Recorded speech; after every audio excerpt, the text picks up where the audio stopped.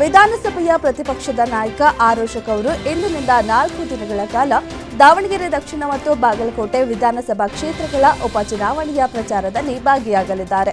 ಇಂದು ನಾಳೆ 2 ದಿನಗಳ ಕಾಲ ದಾವಣಗೆರೆ ದಕ್ಷಿಣ ವಿಧಾನಸಭಾ ಕ್ಷೇತ್ರದಲ್ಲಿ ಹಾಗೂ ಶನಿವಾರ ಮತ್ತು ಭಾನುವಾರ 2 ದಿನ ಬಾಗಲಕೋಟೆ ಕ್ಷೇತ್ರದಲ್ಲಿ ಪ್ರಚಾರ ಕಾರ್ಯಕ್ರಮಗಳಲ್ಲಿ ಪಾಲ್ಗೊಳ್ಳಲಿದ್ದಾರೆ.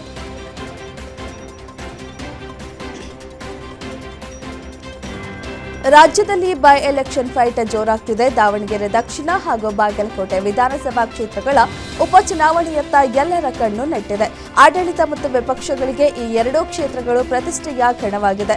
ಆದ್ದರಿಂದ ಗೆಲ್ಲಲೇಬೇಕೆಂದು ಪಣ ತೊಟ್ಟಿರೋ ಕಾಂಗ್ರೆಸ್, ಬಿಜೆಪಿ ತಮ್ಮ ಅಭ್ಯರ್ಥಿಗಳ ಪರ ಮಿಂಚಿನ ಪ್ರಚಾರ ಮಾಡ್ತಿದ್ದಾರೆ.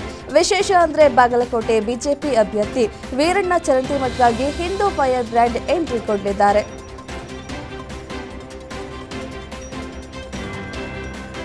ರಾಜ್ಯದಲ್ಲಿ ಬೈ ಎಲೆಕ್ಷನ್ ಕಾವು ದಿನದಿಂದ ದಿನಕ್ಕೆ ಹೆಚ್ಚಾಗ್ತಿದೆ. ಅದರಲ್ಲೂ ದಾವಣಗೆರೆಯಲ್ಲಿ ಕಾಂಗ್ರೆಸ್ ಬಿಜೆಪಿ ನಡುವೆ ತೀವ್ರ ಪೈಪೋಟಿಯೇ ಏರ್ಪಟ್ಟಿದೆ.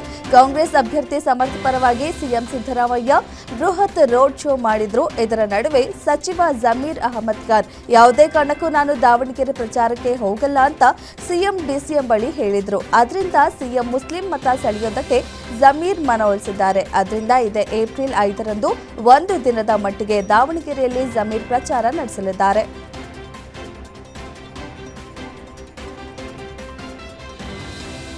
ದಾವಣಗೆರೆ ದಕ್ಷಿಣ ಮತ್ತು ಬಾಗಲಕೋಟೆ ವಿಧಾನಸಭಾ ಕ್ಷೇತ್ರಗಳ ಉಪಚುನಾವಣೆ ನಡುವೆಯೇ ಕೇಂದ್ರ ಗೃಹ ಸಚಿವ ಅಮಿತ್ ಶಾ ಅವರು ರಾಜ್ಯಕ್ಕೆ ಭೇಟಿ ನೀಡುತ್ತಿದ್ದು ರಾಜ್ಯ ರಾಜಕೀಯ ವಲಯದಲ್ಲಿ ಸಂಚಲನ ಮೂಡಿಸಿದೆ.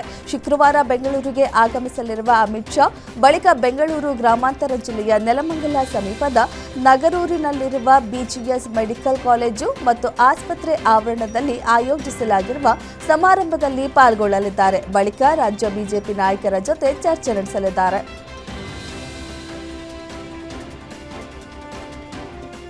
ಉತ್ತರ ಕರ್ನಾಟಕದಲ್ಲಿ ಬಿಸಿಲಿನ ತಾಪಮಾನ ಹೆಚ್ಚಳ ಹಿನ್ನೆಲೆಯಲ್ಲಿ ಕೆಲವು ಜಿಲ್ಲೆಗಳಲ್ಲಿ ಕಚೇರಿಯ ಸಮಯ ಬದಲಾಯಿಸಿ ಸರ್ಕಾರ ಆದೇಶ ನೀಡಿದೆ. ಈ ಆದೇಶದ ಅನ್ವಯ ಕಚೇರಿಗಳು ಬೆಳಗ್ಗೆ 8 ಗಂಟೆಯಿಂದ ಮಧ್ಯಾಹ್ನ 1:30ರವರೆಗೆ ಮಾತ್ರ ಕಾರ್ಯನಿರ್ವಹಿಸಲಿದೆ. ಉತ್ತರ ಕರ್ನಾಟಕದ 7 ಜಿಲ್ಲೆಗಳಲ್ಲಿ ಕಚೇರಿಯ ಸಮಯ ಬದಲಾವಣೆಯಾಗಲಿದೆ. ಬೆಳಗಾವಿ ವಿಭಾಗದ ವಿಜಯಪುರ, ಬೆಳಗಾವಿ ಹಾಗೂ ಕಲಬುರಗಿ ವಿಭಾಗದ ಜಿಲ್ಲೆಗಳಲ್ಲಿ ಈ ಆದೇಶ ಅನ್ವಯ ಆಗಲಿದ್ದು, ಬಳ್ಳಾರಿ, ವಿಜಯನಗರ, ಕೊಪ್ಪಳ, ರಾಯಚೂರು, ಯಾದಗಿರಿ, ಬೀದರ್ ಜಿಲ್ಲೆಗಳಲ್ಲಿ ಹೊಸ ಸಮಯ ಅನ್ವಯ ಆಗಲಿದೆ.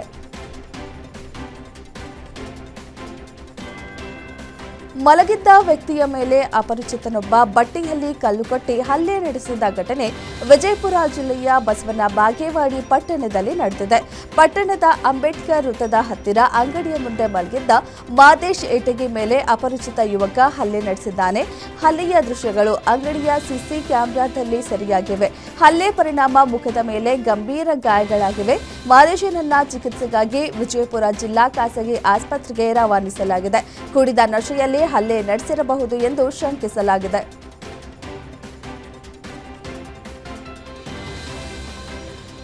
ಕಾವೇರಿ ನದಿಯಲ್ಲಿ ಮುಳುಗಿ 2 ಯುವಕರು ಮೃತಪಟ್ಟಿರುವ ಘಟನೆ ಮಂಡ್ಯ ಜಿಲ್ಲೆಯ ಶ್ರೀರಂಗಪಟ್ಟಣ ತಾಲೂಕಿನ ಕಾವೇರಿ ನದಿಯಲ್ಲಿ ನಡೆದಿದೆ.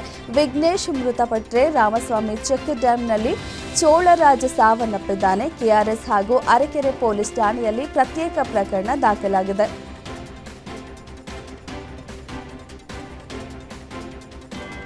ಮದುವೆ ಮಾಡಿಸಲಿಲ್ಲ ಎಂದು ತಾಯಿಯನ್ನೇ ಪಾಪಿ ಪುತ್ರ ಕೊಲೆಗೈದ ಘಟನೆ ಹಾಸನ ಜಿಲ್ಲೆ ಚನ್ನರಾಯಪಟ್ಟಣ ತಾಲೂಕಿನ ಶ್ರವಣಬೆಳಗೊಳದಲ್ಲಿ ನಡೆದಿದೆ. ಗಂಗಮ್ಮ ಕೊಲೆಯಾದ ತಾಯಿಯಾಗಿದ್ದು ಉಮಾಶಂಕರ್ ಕೊಲೆ ಮಾಡಿದ ಪಾಪಿ ಪುತ್ರ ಎಂದು ಗುರುತಿಸಲಾಗಿದೆ.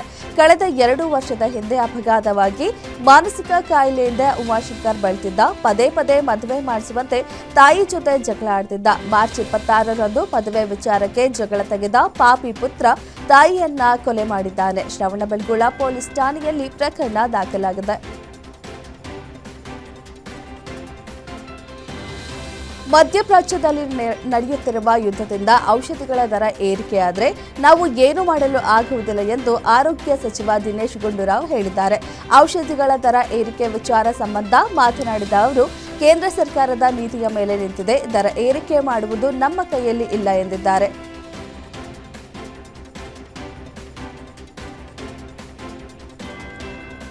ಕರುಣೆ, ವಿನಯದ ಮತ್ತು ಮಾನವ ಕುಲದ ಮೇಲಿನ ಅಚಲ ಸೇವೆಯ ಪ್ರತಿರೂಪವಾಗಿ ನಮ್ಮೆಲ್ಲರ ಸ್ಮರಣೆಯಲ್ಲಿ ಸದಾ ಜೀವಂತವಾಗಿರ್ತೀರಿ ಎಂದು ಶಿವಕುಮಾರ ಶ್ರೀಗಳ ಜಯಂತಿಗೆ ಪ್ರಧಾನಿ ಮೋದಿಯವರು ಭಾವಪೂರ್ಣ ನಮನ ಸಲ್ಲಿಸಿದ್ದಾರೆ. ಸಿದ್ಧಗಂಗಾ ಶ್ರೀಗಳ 119ನೇ ಜಯಂತಿ ಉತ್ಸವ ಹಿನ್ನೆಲೆ ಪ್ರಧಾನಿ ಮೋದಿಯವರು ತಮ್ಮ ಎಕ್ಸ್ ಖಾತೆಯಲ್ಲಿ ಪೋಸ್ಟ್ ಹಂಚಿಕೊಂಡಿದ್ದಾರೆ.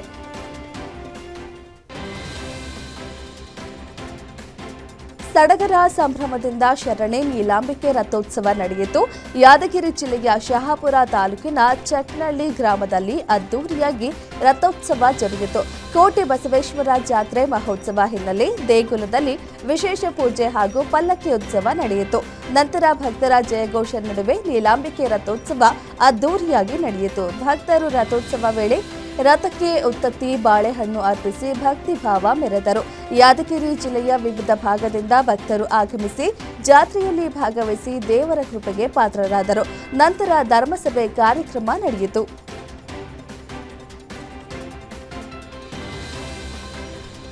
ಬಿರುಗಾಳಿ ಮಳೆಗೆ ಮನೆ ಮೇಲೆ ಮರ ಬಿದ್ದ ಪರಿಣಾಮ ತಾಯಿ ಮಗನಿಗೆ ಗಾಯವಾಗಿರುವ ಘಟನೆ ಬೆಳಗಾವಿ ಜಿಲ್ಲೆಯ ಬೈಲಹೊಂಗಲ ತಾಲೂಕಿನ ಅನಿಗೋಳ ಗ್ರಾಮದಲ್ಲಿ ನಡೆದಿದೆ. ನೀಲವ್ವ ಯಲ್ಲಯ್ಯನವರ ಮತ್ತು ಉಳವಪ್ಪ ಯಲ್ಲಯ್ಯನವರ ಗಾಯಗೊಂಡವರು ಎಂದು ತಿಳಿದು ಬಂದಿದೆ. ತೆಂಗಿನ ಮರ ಮನೆ ಮೇಲೆ ಬಿದ್ದ ಪರಿಣಾಮ ಮನೆ ಸಂಪೂರ್ಣ ಹಾನಿಯಾಗಿದೆ. ಬೈಲಹೊಂಗಲ ಪೊಲೀಸ್ ಠಾಣೆಯಲ್ಲಿ ಪ್ರಕರಣ ದಾಖಲಾಗಿದೆ.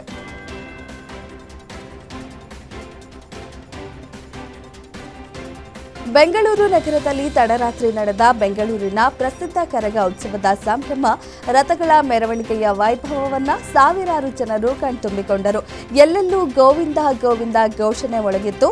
ವೀರಕುಮಾರರ ಉದ್ಘೋಷ, ಭಕ್ತರ ಗೋವಿಂದ ನಾಮಸ್ಮರಣೆ, ಮಲ್ಲಿಗೆ ಹೂವಿನ ಸಮರ್ಪಣೆಯೊಂದಿಗೆ ನಗರದ ಪೇಟೆಗಳ ಮುಖ್ಯ ರಸ್ತೆ, ಗಲ್ಲಿಗಳಲ್ಲಿ ಮೆರವಣಿಗೆ ಸಾಗಿತು. ಜ್ಞಾನೇಂದ್ರ ಅವರು 16ನೇ ಬಾರಿಗೆ ಕರಗ ಹೊತ್ತರು. ಮುಖ್ಯಮಂತ್ರಿ ಸಿದ್ದರಾಮಯ್ಯ, ಉಪಮುಖ್ಯಮಂತ್ರಿ ಡಿಕೆ ಶಿವಕುಮಾರ್ ಧರ್ಮರಾಯ ಸ್ವಾಮಿ ದೇವಸ್ಥಾನದ ಅಂಗಳದಲ್ಲಿ ಕರಗಕ್ಕೆ ಪುಷ್ಪಾರ್ಚನೆ ಮಾಡಿದ್ರು.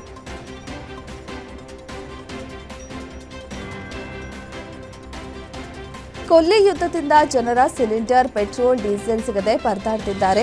ಇದರ ನಡುವೆ ಹೊಸ ಆರ್ಥಿಕ ವರ್ಷದ ಆರಂಭದ ಬೆನ್ನಲ್ಲೇ ಸಾಮಾನ್ಯ ಜನರಿಗೆ ಬೆಲೆ ಏರಿಕೆಯ ಶಾಕ್ ತಟ್ಟಿದೆ. ಈಗಾಗಲೇ ವಿದ್ಯುತ್ ದರ ಏರಿಕೆಯಿಂದ ಕಂಗಾಲಾಗಿದ್ದ ಜನಸಾಮಾನ್ಯರಿಗೆ ಈಗ ನೀರಿನ ದರ ಮತ್ತು ಟೋಲ್ ಶುಲ್ಕದ ಹೊರೆಯೂ ಕೂಡಿದೆ. ಏಪ್ರಿಲ್ 1ರ ಆರ್ಥಿಕ ವರ್ಷದಲ್ಲಿ ರಾಜ್ಯದಲ್ಲಿ ಹಲವು ಅಗತ್ಯ ಸೇವೆಗಳ ದರಗಳಲ್ಲಿ ಗಣನೀಯ ಹೆಚ್ಚಳವಾಗಿದೆ.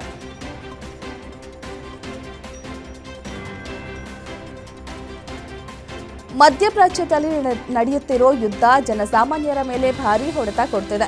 ಖಾಸಗಿ ಕಂಪನಿಗಳ ಪೆಟ್ರೋಲ್ ಬಂಕ್ಗಳಲ್ಲಿ ದರ ಏರಿಕೆ ಮುಂದುವರೆದಿದ್ದು, ಶೆಲ್ ಪೆಟ್ರೋಲ್ ಮತ್ತು ಡೀಸೆಲ್ ಬೆಲೆಯಲ್ಲಿ ಮತ್ತೊಮ್ಮೆ ಭಾರೀ ಏರಿಕೆ ಕಂಡಿದೆ. ಪೆಟ್ರೋಲ್ ಬೆಲೆಯಲ್ಲಿ 11 ರೂಪಾಯಿ ಹಾಗೂ ಡೀಸೆಲ್ ಬೆಲೆಯಲ್ಲಿ ಬರೋಬ್ಬರಿ 20 ರೂಪಾಯಿ ಏರಿಕೆಯಾಗಿದೆ. ಸದ್ಯ 1 ಲೀಟರ್ ಪೆಟ್ರೋಲ್ ಬೆಲೆ 119 ರೂಪಾಯಿ 85 ಪೈಸೆ ಹಾಗೂ ಡೀಸೆಲ್ ದರ 123 ರೂಪಾಯಿಗೆ ಮುಟ್ಟುವ ಮೂಲಕ ಇತಿಹಾಸದಲ್ಲೇ ಅತ್ಯಂತ ದುಬಾರಿಯಾಗಿ ಪರಿಣಮಿಸಿದೆ.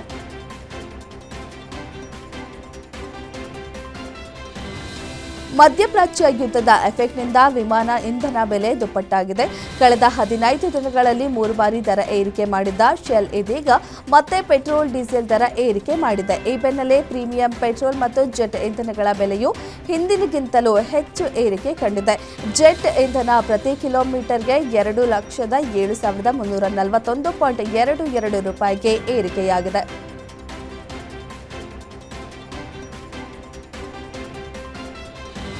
ಹೊಸ ಆರ್ಥಿಕ ವರ್ಷದ ಆರಂಭವೇ ಜನಸಾಮಾನ್ಯರಿಗೆ ಬಿಸಿ ತುಪ್ಪವಾಗಿ ಪರಿಣಮಿಸಿದೆ.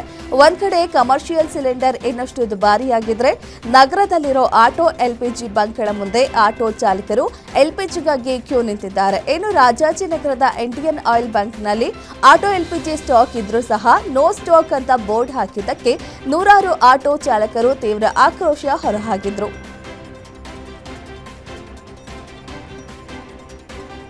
ಮಧ್ಯಪ್ರಾಚ್ಯದಲ್ಲಿ ಇರಾನ್, ಅಮೆರಿಕ ಮತ್ತು ಇಸ್ರೇಲ್ ನಡುವೆ ನಡೆಯುತ್ತಿರುವ ಸಂಘರ್ಷದಿಂದ ಭಾರತದಲ್ಲಿ ಸಿಲಿಂಡರ್ ಪೂರೈಕೆಯಲ್ಲಿ ವ್ಯತ್ಯಯ ಸಂಭವಿಸುತ್ತಿದೆ.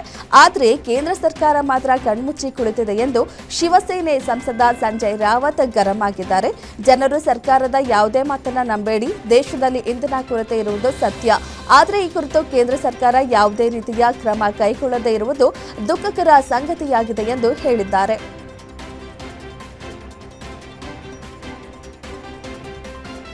ಡಿಜಿಟಲ್ ಮಾಧ್ಯಮಗಳ ಅತಿಯಾದ ಬಳಕೆಯಿಂದ ಮಕ್ಕಳ ಆರೋಗ್ಯದ ಮೇಲೆ ದುಷ್ಪರಿಣಾಮ ಬೀರ್ತಿದೆ. ಇದಕ್ಕೆ ಕಡಿವಾಣ ಹಾಕಬೇಕು ಅಂತ ಇತ್ತೀಚೆಗೆ ಮಂಡನೆಯಾದ ಬಜೆಟ್ನಲ್ಲೂ ಉಲ್ಲೇಖ ಮಾಡಲಾಗಿದೆ. ಇದರ ಬೆನ್ನಲ್ಲೇ ಆರೋಗ್ಯ ಇಲಾಖೆ ಮಹತ್ವದ ಹೆಜ್ಜೆ ಇಟ್ಟಿದ್ದು, ವಿವಿಧ ವಲಯದ ತಜ್ಞರ ಜೊತೆ ಮಹತ್ವದ ಸಭೆ ನಡೆಸಿ ಡಿಜಿಟಲ್ ಮಾಧ್ಯಮ ಬಳಕೆ ಕುರಿತಂತೆ ಕರಡು ನೀತಿಯನ್ನ ಪ್ರಕಟ ಮಾಡಿದೆ. ಆರಂಭದಲ್ಲಿ 9, 10 ಮತ್ತು ಪಿಯುಸಿ ತರಗತಿ ವಿದ್ಯಾರ್ಥಿಗಳಿಗೆ ಅನ್ವಯವಾಗುವಂತೆ ಉಲ್ಲೇಖ ಮಾಡಲಾಗಿದೆ. ಶಿಕ್ಷಕರು, ಪೋಷಕರ ಸಹಭಾಗಿತ್ವದಲ್ಲಿ ಕಡಿವಾಣಕ್ಕೆ ಕ್ರಮ ಕೈಗೊಳ್ಳಬೇಕೆಂದು ತಿಳಿಸಲಾಗಿದೆ.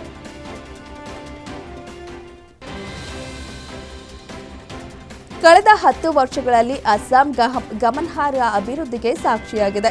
ರಾಜ್ಯದ ಜನರು ಬಿಜೆಪಿ ನೇತೃತ್ವದ ಎನ್ಡಿಎ ಒಕ್ಕೂಟಕ್ಕೆ ಮತ್ತೊಮ್ಮೆ ಆಶೀರ್ವದಿಸಲಿದ್ದಾರೆ ಎಂದು ಪ್ರಧಾನಿ ನರೇಂದ್ರ ಮೋದಿ ವಿಶ್ವಾಸ ವ್ಯಕ್ತಪಡಿಸಿದ್ದಾರೆ.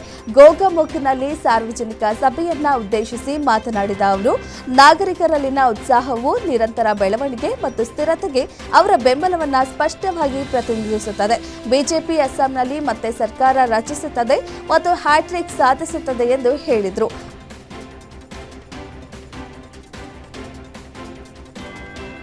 ಚುನಾವಣೆಗೂ ಮುನ್ನ ಪ್ರಧಾನಿ ನರೇಂದ್ರ ಮೋದಿ ಅಸ್ಸಾಂಗೆ ತೆರಳಿದ್ದು, ಅಸ್ಸಾಂನ ಚಹಾ ತೋಟಗಳಿಗೂ ಭೇಟಿ ನೀಡಿದರು. ಈ ವೇಳೆ ಚಹಾ ಎಲೆಗಳನ್ನು ಕಿತ್ತು ಅಲ್ಲಿದ್ದ ಮಹಿಳಾ ಕೆಲಸಗಾರರೊಂದಿಗೆ ಮಾತುಕತೆ ನಡೆಸಿದ್ರು. ಆ ಮಹಿಳೆಯರು ಪ್ರಧಾನಿ ನರೇಂದ್ರ ಮೋದಿ ಅವರಿಗಾಗಿ ಹಾಡನ್ನ ಹಾಡಿದ್ರು. ಮಹಿಳೆಯರು ಜಗತ್ ಜನನಿ ಮಾತೆಗೆ ಗೌರವ ಸಲ್ಲಿಸುವ ಹಾಡನ್ನ ಮೋದಿಗಾಗಿ ಹಾಡಿದ್ರು.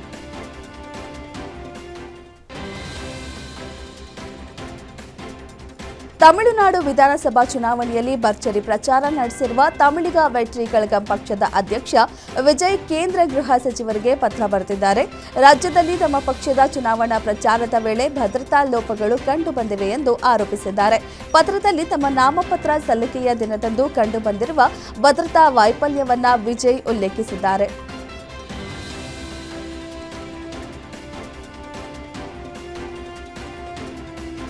ಅಸ್ಸಾಂ ಚುನಾವಣೆಯ ಪ್ರಚಾರ ಬಿರುಸಿನಿಂದ ಸಾಗಿದ್ದು, ಕಾಂಗ್ರೆಸ್ ನಾಯಕಿ ಪ್ರಿಯಾಂಕಾ ಗಾಂಧಿ ವಾದ್ರಾ ಸಿಎಂ ಹೇಮಂತ್ ಬಿಸ್ವಾ ಶರ್ಮಾ ವಿರುದ್ಧ ವಾಗ್ದಾಳಿ ನಡೆಸಿದ್ದಾರೆ. ಅಸ್ಸಾಂನ ನಜೀರಾ ಕ್ಷೇತ್ರದ ಅಭ್ಯರ್ಥಿ ದೇವವ್ರತ ಸೈಕಿಯ ಪರವಾಗಿ ಪ್ರಚಾರ ನಡೆಸಿ ಮಾತನಾಡಿರುವ ಅವರು, ಒಂದು ಕುಟುಂಬ ಅಸ್ಸಾಂನಲ್ಲಿ ಎಲ್ಲವನ್ನ ಲೂಟಿ ಮಾಡುತ್ತಿದೆ. ಅವರು ಮಾಡಿದಾಗಿಂದ ಗಣಿ, ಭೂಮಿ, ಇತರೆ ಪ್ರತಿಯೊಂದು ಆಸ್ತಿಯನ್ನ ದೊಡ್ಡ ಕೈಗಾರಿಕೋದ್ಯಮಗಳಿಗೆ ಹಸ್ತಾಂತರಿಸಲಾಗುತ್ತಿದೆ ಎಂದು ಆರೋಪಿಸಿದ್ದಾರೆ.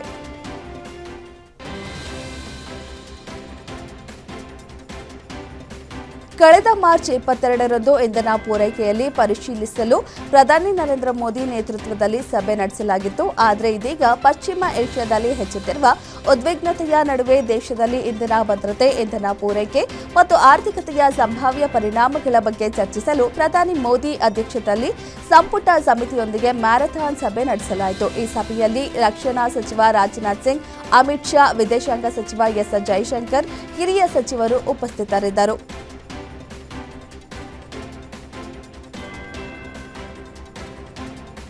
ವಿದೇಶಿ ದೇಣಿಗೆ ನಿಯಂತ್ರಣ ಕಾಯ್ದೆ ತಿದ್ದುಪಡಿ ಮಸೂದೆಗೆ ವಿಪಕ್ಷಗಳು ಆಕ್ಷೇಪ ವ್ಯಕ್ತಪಡಿಸಿ ಸಂಸತ್ ಭವನದ ಮುಂದೆ ಪ್ರತಿಭಟನೆ ನಡೆಸಿದರು.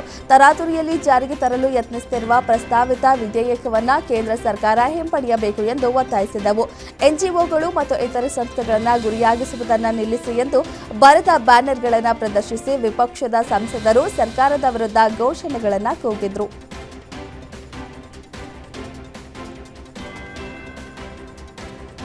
ಅಮೆರಿಕದ ದೈತ್ಯ ಐಟಿ ಕಂಪನಿಗಳಲ್ಲಿ ಒಂದಾದ ಒರಾಕಲ್ ಭಾರತದಲ್ಲಿ ಸುಮಾರು 12,000 ಉದ್ಯೋಗಿಗಳನ್ನು ವಜಾಗೊಳಿಸಿದೆ. ಅಲ್ಲದೆ ಮುಂದಿನ 1 ತಿಂಗಳ ಒಳಗೆ ಮತ್ತೊಂದು ಸುತ್ತಿನಲ್ಲಿ ಉದ್ಯೋಗ ಕಡಿತಗೊಳಿಸುವ ಸಾಧ್ಯತೆ ಇದೆ ಎಂದು ವರದಿಯಾಗಿದೆ. ಬಹುರಾಷ್ಟ್ರೀಯ ಕಂಪನಿಯು ಜಾಗತಿಕವಾಗಿ ಸುಮಾರು 30,000 ಉದ್ಯೋಗಗಳನ್ನು ಕಡಿತಗೊಳಿಸಿದೆ ಎಂದು ಮೂಲಗಳು ತಿಳಿಸಿವೆ. ಆಂಧ್ರಪ್ರದೇಶದ ರಾಜಧಾನಿಯಾಗಿ ಅಮರಾವತಿಗೆ ಕಾನೂನು ಸ್ಥಾನಮಾನ ನೀಡುವ ಮಸೂದೆಯನ್ನ ಲೋಕಸಭೆ ಅಂಗೀಕರಿಸಿದೆ. ಕೇಂದ್ರ ಗೃಹ ವ್ಯವಹಾರಗಳ ರಾಜ್ಯ ಸಚಿವ ನಿತ್ಯಾನಂದ ರೈ ಆಂಧ್ರಪ್ರದೇಶ ಮರುಸಂಘಟನೆ ತಿದ್ದುಪಡಿ ಕಾಯ್ದೆ ಎಂಬ ಶೀರ್ಷಿಕೆಯಡಿ ಮಸೂದೆ ಮಂಡಿಸಿದರು. ಆಂಧ್ರಪ್ರದೇಶದ ಮುಖ್ಯಮಂತ್ರಿ ಎನ್ ಚಂದ್ರಬಾಬು ನಾಯ್ಡು ಅಮರಾವತಿಗೆ ಶಾಸನಬದ್ಧ ಸ್ಥಾನಮಾನ ನೀಡುವ ಮಸೂದೆಯನ್ನ ಮಂಡಿಸುವುದನ್ನು ಐತಿಹಾಸಿಕ ಕ್ಷಣ ಎಂದು ಬಣ್ಣಿಸಿದ್ದಾರೆ.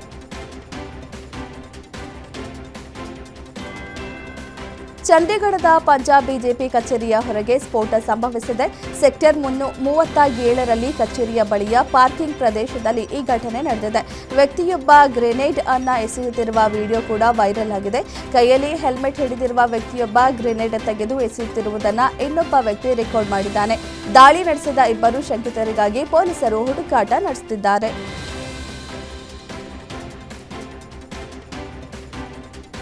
ಜಮ್ಮು ಮತ್ತು ಕಾಶ್ಮೀರದ ಗಂಡೇಬಲ್ ಜಿಲ್ಲೆಯಲ್ಲಿ ಆಪರೇಷನ್ ಅರಹಮ ಕಾರ್ಯಾಚರಣೆ ನಡೆದಿದ್ದು, ಉಗ್ರರ ವಿರುದ್ಧ ಭಾರತೀಯ ಸೈನಿಕರು ಸಮರ ಸಾರಿದ್ದಾರೆ. ರಾತ್ರಿ ಇಡೀ ನಡೆದ ಎನ್ಕೌಂಟರ್ ಕಾರ್ಯಾಚರಣೆಯಲ್ಲಿ ಓರ್ವ ಪಾಕಿಸ್ತಾನಿ ಮೂಲದ ಉಗ್ರ ಸಾವನ್ನಪ್ಪಿದ್ದಾನೆ ಎಂದು ಭಾರತೀಯ ಸೇನೆ ತಿಳಿಸಿದೆ. ಗಂಡೇಬಲ್ ಜಿಲ್ಲೆಯ ಅರಹಮ ಪ್ರದೇಶದಲ್ಲಿ ಆಪರೇಷನ್ ಅರಹಮ ಕಾರ್ಯಾಚರಣೆ ಮುಂದುವರೆದಿದ್ದು, ಭದ್ರತಾ ಪಡೆಗಳು ಶೋಧ ನಡೆಸುತ್ತಿವೆ.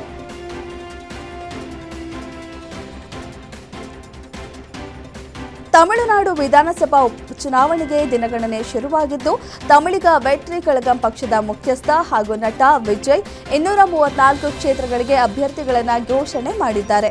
ಈ ಪಟ್ಟಿಯಲ್ಲಿರುವ ಓರ್ವ ಅಭ್ಯರ್ಥಿ ಎಲ್ಲರ ಗಮನ ಸೆಳೆಯುತ್ತಿದ್ದಾರೆ. ವಿಜಯ್ ತಮ್ಮ ಕಾರು ಚಾಲಕ ರಾಜೇಂದ್ರನ್ ಅವರ ಮಗ ಶಬರಿನಾಥನ್ ಅವರಿಗೆ ಟಿಕೆಟ್ ನೀಡಿದ್ದು, ಈ ವೇಳೆ ತಂದೆ ಮಗ ಇಬ್ಬರು ಭಾವುಕರಾದರು. ವಿಜಯ್ ಅವರ ಕಣ್ಣೀರೊರೆಸಿ ತಂದೆ ಮಗನನ್ನ ಸಮಾಧಾನ ಪಡಿಸಿದ್ದಾರೆ. ಈ ವಿಡಿಯೋ ಸಾಮಾಜಿಕ ಮಾಧ್ಯಮಗಳಲ್ಲಿ ವೈರಲ್ ಆಗಿದೆ.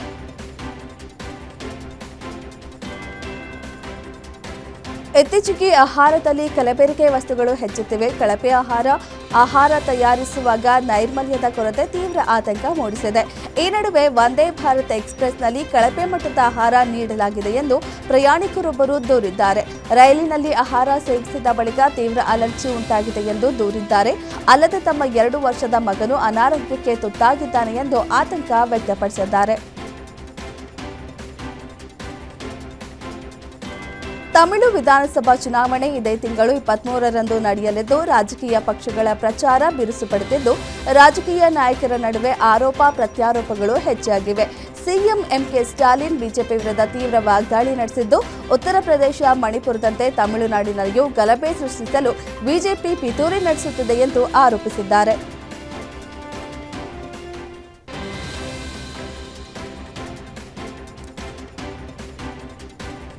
ಭಾರತದ 2 ದೊಡ್ಡ ವಿಮಾನಯಾನ ಸಂಸ್ಥೆಗಳಾದ ಏರ್ ಇಂಡಿಯಾ ಮತ್ತು ಇಂಡಿಗೋ ತಮ್ಮ ಗಲ್ಫ್ ಕಾರ್ಯಾಚರಣೆಗಳಿಗಾಗಿ ಔಪಚಾರಿಕ ಪ್ರಯಾಣ ಸಲಹೆ ನೀಡಿವೆ. ಮಧ್ಯಪ್ರಾಚ್ಯ ಮಾರ್ಗದಲ್ಲಿ ಸಾಗಲು ಟಿಕೆಟ್ ಬುಕ್ ಮಾಡಿದ ಪ್ರಯಾಣಿಕರು ತಮ್ಮ ವಿಮಾನಯಾನ ಪ್ರಯಾಣದ ಬಗ್ಗೆ ಎಚ್ಚರಿಕೆಯಿಂದ ಪರಿಶೀಲಿಸಲು, ಸೇವೆಗಳು ಸ್ಥಗಿತಗೊಂಡಿರುವಲ್ಲಿ ಮರು ಬುಕಿಂಗ್ ಆಯ್ಕೆಗಳನ್ನು ಪಡೆಯಲು ಮತ್ತು ನಿರ್ಗಮನಕ್ಕೆ ಮುಂಚಿತವಾಗಿ ತಮ್ಮ ಸಂಪರ್ಕ ವಿವರಗಳನ್ನು ವಿಮಾನಯಾನ ಸಂಸ್ಥೆಗಳೊಂದಿಗೆ ನವೀಕರಿಸಲು ಸಲಹೆ ನೀಡಿವೆ.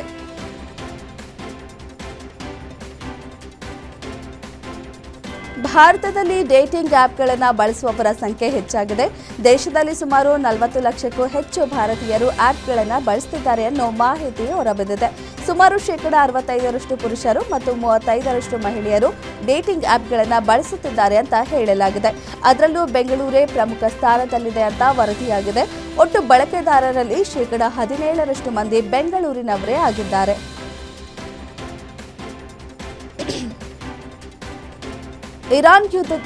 ಇರಾನ್ ವಿರುದ್ಧದ ಯುದ್ಧ ಮುಂದಿನ 2 ಅಥವಾ 3 ವಾರಗಳಲ್ಲಿ ಅಂತ್ಯಗೊಳ್ಳಲಿದೆ ಎಂದು ಅಮೆರಿಕ ಅಧ್ಯಕ್ಷ ಡೊನಾಲ್ಡ್ ಟ್ರಂಪ್ ಹೇಳಿದ್ದಾರೆ. ನಾವು ನಮ್ಮ ಕೆಲಸವನ್ನ ಮುಗಿಸುತ್ತಿದ್ದೇವೆ. ಬಹುಶಃ 2 ಅಥವಾ 3 ವಾರಗಳಲ್ಲಿ ನಾವು ಯುದ್ಧ ಮುಗಿಸಲಿದ್ದೇವೆ. ನಾವು ಬೇಗನೆ ಇರಾನ್ ಬಿಟ್ಟು ಹೋಗಬೇಕಿದೆ. ಇರಾನ್ನಲ್ಲಿ ಕಾರ್ಯಾಚರಣೆಯನ್ನ ಶೀಘ್ರದಲ್ಲೇ ಕೊನೆಗೊಳಿಸಲಾಗುವುದು. ಇರಾನ್ ಸೋಲಿನ ಸನಿಹದಲ್ಲಿದೆ ಎಂದು ಹೇಳಿದ್ದಾರೆ.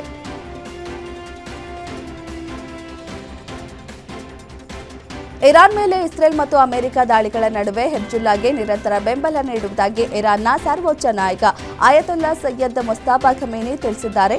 ಈ ಕುರಿತು ಹೆಜ್ಬುಲ್ಲಾದ ಪ್ರಧಾನ ಕಾರ್ಯದರ್ಶಿ ಶೇಖ್ ನಯೀಮ್ ಕಾಸಿಮ್ಗೆ ಸಂದೇಶ ಬರೆದಿದ್ದು, ಯಾವುದೇ ಪ್ರತಿರೋಧದ ನಡುವೆ ಬೆಂಬಲ ಮುಂದುವರಿಸಲು ಪ್ರತಿಜ್ಞೆ ಮಾಡಿದ್ದಾರೆ.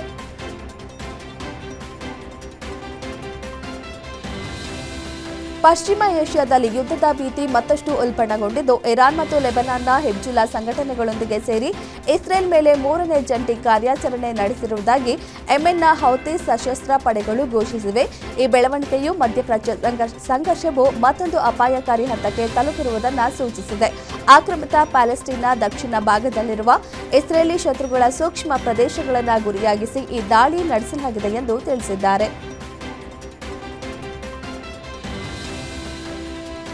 ಮಧ್ಯಪ್ರಾಚ್ಯದಲ್ಲಿ ಯುದ್ಧದ ಕಾರ್ಮೋಡಗಳು ಕವಿದಿರುವ ಬೆನ್ನಲ್ಲೇ ಇರಾನ್ ಮತ್ತು ಅಮೆರಿಕ ನಡುವಿನ ಸಂಘರ್ಷ ಈಗ ಅತ್ಯಂತ ನಿರ್ಣಾಯಕ ಹಂತಕ್ಕೆ ತಲುಪಿದೆ. ಅಮೆರಿಕದ ಅಧ್ಯಕ್ಷ ಡೊನಾಲ್ಡ್ ಟ್ರಂಪ್ ಅವರ ಆಡಳಿತವು ಇರಾನ್ ಮೇಲೆ ಭೂಸೇನಾ ದಾಳಿ ನಡೆಸಲು ಸಜ್ಜಾಗುತ್ತಿದೆ ಎಂಬ ವರದಿಗಳ ಬೆನ್ನಲ್ಲೇ ಇರಾನ್ ವಿದೇಶಾಂಗ ಸಚಿವ ಅಬ್ಬಾಸ್ ಅರಾಗ್ಜಿ ಅಮೆರಿಕಕ್ಕೆ ನೇರ ಸವಾಲು ಎಸೆದಿದ್ದಾರೆ.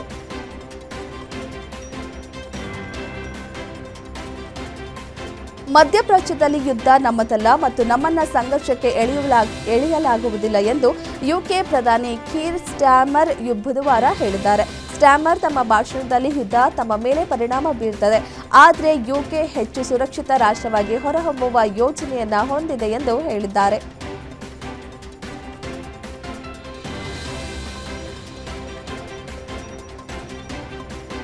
ಇರಾನ್ ವಿರುದ್ಧದ ಯುದ್ಧ ಶೀಘ್ರದಲ್ಲೇ ಮತ್ತೊಂದು ಹಂತ ತಲುಪಲಿದೆ. ಯುನೈಟೆಡ್ ಅರಬ್ ಎಮಿರೇಟ್ಸ್, ಅಮೆರಿಕ ಮತ್ತು ಅದರ ಮಿತ್ರ ರಾಷ್ಟ್ರಗಳಿಗಾಗಿ ಇರಾನ್ ಹಿಡಿತದಲ್ಲಿರುವ ಹಾರ್ಮುಜ್ ಜಲಸಂಧಿಯನ್ನ ಬಲವಂತವಾಗಿ ತರಿಸಲು ಸಿದ್ಧತೆ ನಡೆಸಿದೆ ಎಂದು ಉನ್ನತ ಅಧಿಕಾರಿಗಳು ತಿಳಿಸಿದ್ದಾರೆ ಎಂದು ವರದಿ ತಿಳಿಸಿದೆ. ಅಮೆರಿಕದೊಂದಿಗೆ ಎಮಿರೇಟ್ಸ್ ಕೂಡ ಯುದ್ಧಕ್ಕೆ ಇಳಿಯಲು ಮುಂದಾಗಿದೆ ಎಂದು ಹೇಳಲಾಗಿದೆ.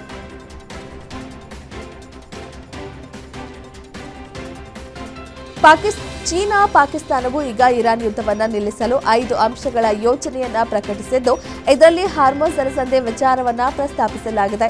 ಚೀನಾ ಮತ್ತು ಪಾಕಿಸ್ತಾನ 5 ಯೋಜನೆಗಳ ಪ್ರಸ್ತಾವನೆಯನ್ನ ಸಿದ್ಧಪಡಿಸಿದ್ದು, ತಕ್ಷಣ ಯುದ್ಧ ನಿಲ್ಲಿಸುವುದು, ಶಾಂತಿ ಮಾತುಕತೆಗಳನ್ನು ಪ್ರಾರಂಭಿಸುವುದು, ನಾಗರಿಕರು ಮತ್ತು ಮಿಲಿಟರಿಯೇತರ ಮೂಲಸೌಕರ್ಯಗಳ ರಕ್ಷಣೆ, ಹಾರ್ಮುಜ್ ಜಲಸಂಧಿಯಲ್ಲಿ ಹಡಗು ಮಾರ್ಗಗಳನ್ನು ಸುರಕ್ಷಿತಗೊಳಿಸುವ ಜಂಟಿಯಾಗಿ 5 ಅಂಶಗಳ ಯೋಜನೆಯನ್ನ ಪ್ರಸ್ತಾಪಿಸಿವೆ. ಪಶ್ಚಿಮ ಏಷ್ಯಾದಲ್ಲಿ ನಡೆಯುತ್ತಿರುವ ಸಂಘರ್ಷದ ಪರಿಣಾಮ ಜಾಗತಿಕವಾಗಿ ಇಂಧನ ಬೆಲೆಗಳು ಹೆಚ್ಚಳವಾಗಿದ್ದು, ಈ ಹಿನ್ನೆಲೆಯಲ್ಲಿ ದೇಶದಲ್ಲಿ ವಿಮಾನ ಪ್ರಯಾಣ ದರ ಕೂಡ ಹೆಚ್ಚಳಗೊಳಿಸಲಾಗಿದೆ. ದೇಶೀಯ ವಿಮಾನಗಳ ಬೆಲೆಯಲ್ಲಿ ಭಾಗಶಃ ಏರಿಕೆ ಮಾಡಲಾಗಿದ್ದು, ಅಂತಾರಾಷ್ಟ್ರೀಯ ವಿಮಾನಗಳ ಬೆಲೆ ಮಾತ್ರ ದುಪ್ಪಟ್ಟಾಗಿದೆ.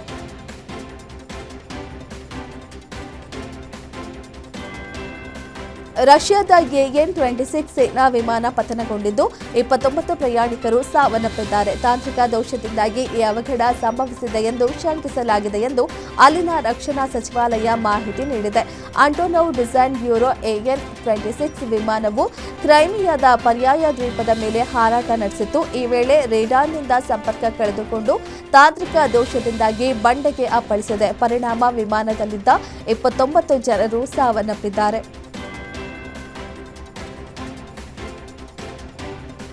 ಯುದ್ಧದ ಮಧ್ಯೆ ಮಾನವ ಸಹಿತ ಚಂದ್ರಯಾನದ ಐತಿಹಾಸಿಕ ಕ್ಷಣಕ್ಕೆ ಅಮೆರಿಕದ ನಾಸಾ ಸಜ್ಜಾಗಿದೆ. ಆರ್ಟೆಮಿಸ್ 2 ಮಿಷನ್ ಮೂಲಕ 50 ವರ್ಷಗಳ ಬಳಿಕ ಚಂದ್ರನ ಅನ್ವೇಷಣೆಗೆ ನಾಸಾ ಸರ್ವಸನ್ನದ್ಧವಾಗಿದೆ. 4 ಗಗನಯಾನಿಗಳಿಂದ ನೌಕೆ ಉಡಾವಣೆಯಾಗಿದೆ. ಫ್ಲೋರಿಡಾದ ಕೆನಡಿ ಬಾಹ್ಯಾಕಾಶ ಕೇಂದ್ರದ ಲಾಂಚಿಂಗ್ ಪ್ಯಾಡ್ 39B ಇಂದ ನಾಸಾದ ಅತ್ಯಂತ ಶಕ್ತಿಶಾಲಿ SLS ರಾಕೆಟ್ ಒರೈನ್ ನೌಕೆಯನ್ನ ಹೊತ್ತು ನಭಕ್ಕೆ ಚಿಮ್ಮಿದೆ.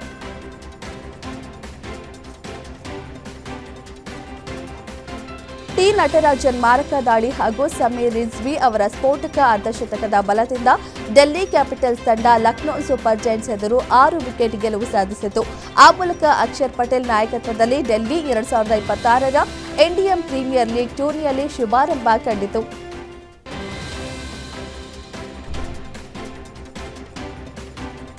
ಪ್ರಸಕ್ತ ವರ್ಷದ ಜುಲೈನಲ್ಲಿ ಭಾರತ ತಂಡ ಜಿಂಬಾಬ್ವೆ ಪ್ರವಾಸ ಹಮ್ಮಿಕೊಳ್ಳಲಿದ್ದು, ಇಲ್ಲಿ 3 ಪಂದ್ಯಗಳ ಟಿ20 ಸರಣಿಯನ್ನ ಆಡಲಿದೆ. ಭಾರತೀಯ ಕ್ರಿಕೆಟ್ ನಿಯಂತ್ರಣ ಮಂಡಳಿಯು ಜಿಂಬಾಬ್ವೆ ಪ್ರವಾಸದ ವೇಳಾಪಟ್ಟಿಯನ್ನ ಪ್ರಕಟಿಸಿದೆ. ಜುಲೈ 23, 25 ಹಾಗೂ 26ರಂದು ಕ್ರಮವಾಗಿ 3 ಪಂದ್ಯಗಳು ನಡೆಯಲಿವೆ.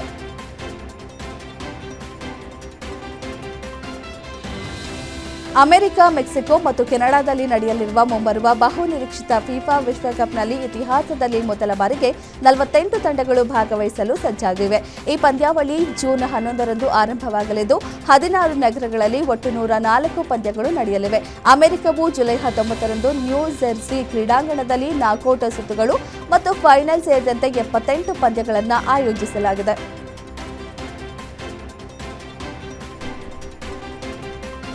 ಏಪ್ರಿಲ್ 5ರಂದು ಚಿನ್ನಸ್ವಾಮಿ ಕ್ರೀಡಾಂಗಣದಲ್ಲಿ ನಡೆಯಲಿರುವ ಪಂದ್ಯದ ಟಿಕೆಟ್ ಮಾರಾಟವನ್ನು ಆರ್ಸಿಬಿ ತನ್ನ ಅಧಿಕೃತ ವೆಬ್ಸೈಟ್ ಹಾಗೂ ಆಪ್ನಲ್ಲಿ ನಡೆಸಿತು. ಐಪಿಎಲ್ನಲ್ಲಿ ಬಹುನಿರೀಕ್ಷಿತ ಆರ್ಸಿಬಿ ಹಾಗೂ ಚೆನ್ನೈ ಸೂಪರ್ ಕಿಂಗ್ಸ್ ನಡುವಿನ ಪಂದ್ಯದ ಟಿಕೆಟ್ ಕೇವಲ 1 ನಿಮಿಷದಲ್ಲಿ ಸೋಲ್ಡ್ ಔಟ್ ಆಗಿದೆ. ಟಿಕೆಟ್ಗಾಗಿ ಭಾರೀ ಪೈಪೋಟಿ ಕಂಡುಬಂದಿದೆ.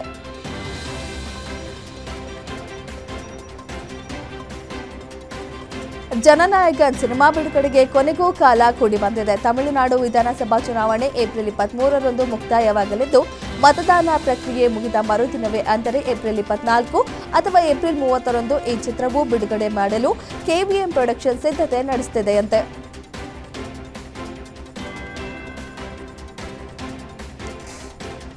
ಅಲ್ಲು ಅರ್ಜುನ್ ಅವರ ಹುಟ್ಟುಹಬ್ಬದ ಅಂಗವಾಗಿ ಅಭಿಮಾನಿಗಳು HPV ಲಸಿಕೆ ಜಾಗೃತಿ ಅಭಿಯಾನ ಹಮ್ಮಿಕೊಳ್ಳುವ ಮೂಲಕ ಮಾದರಿಯಾಗಿದ್ದಾರೆ. ಏಪ್ರಿಲ್ 8ರಂದು ಅಲ್ಲು ಅರ್ಜುನ್ ಜನ್ಮದಿನವೆಂದು ವರ್ಷವಿಡೀ ಈ ಸಮಾಜಮುಖಿ ಕಾರ್ಯ ನಡೆಸಲು ಅಭಿಮಾನಿ ಸಂಘ ನಿರ್ಧರಿಸಿರುವುದು ಎಲ್ಲರ ಮೆಚ್ಚುಗೆಗೆ ಪಾತ್ರವಾಗಿದೆ.